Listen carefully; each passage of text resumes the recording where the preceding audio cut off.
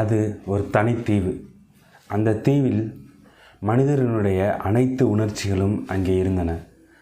அறிவு, கோபம், துக்கம், சந்தோஷம், அன்பு உட்பட அனைத்துமே அங்கே இருந்தன. அந்த தீவில் ஒரு அறிவிப்பு வருகிறது. இந்த தீவு விரைவில் கடலிலே மூழ்கப் போகிறது, அனைவரும் உயிர் பிழைத்து செல்லுங்கள் என ஒரு அறிவிப்பு வருகிறது. ஒவ்வொரு உணர்ச்சிகளுமே தங்களுக்கு தெரிந்த வழியில் அங்கிருந்து தப்பித்துக் கொள்கின்றன.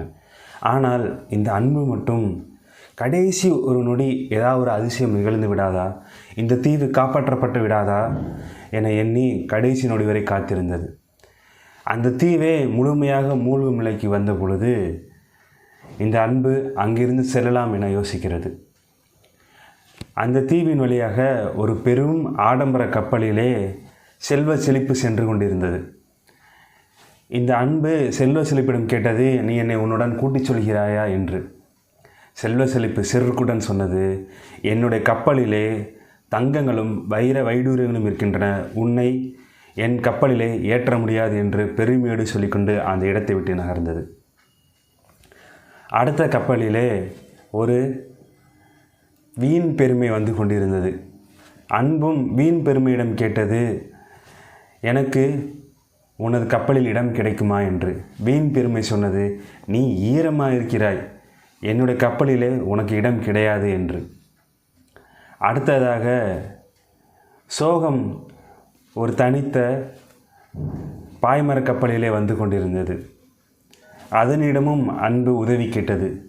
சோகம் சொன்னது, என்னால் முடியாது, நானே சோகமாக இருக்கிறேன், உன்னை என்னால் ஏற்றிச் செல்ல முடியாது, நான் தனிமையே விரும்புகிறேன் என்று கூறிவிட்டு அங்கிருந்து சென்றது.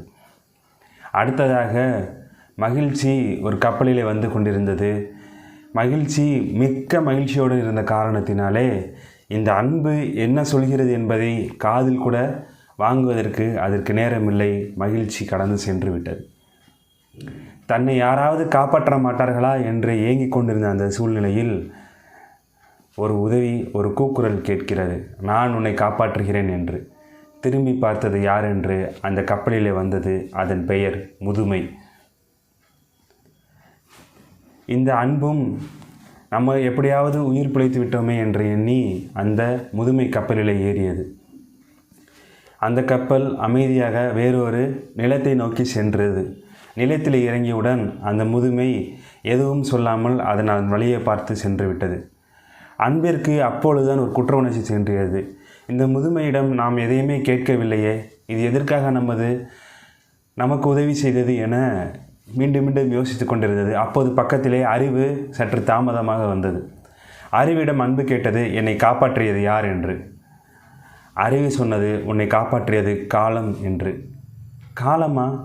காலம் என்னை எப்படி காப்பாற்றியது? அறிவு தனது முழு ஆற்றலோடு தனது சிந்தனைகளை தூக்கி கொண்டு சொன்னது, ஏனென்றால் காலம் ஒன்றுக்கு மட்டும்தான் தெரியும், அன்பினுடைய மதிப்பு என்னவென்று.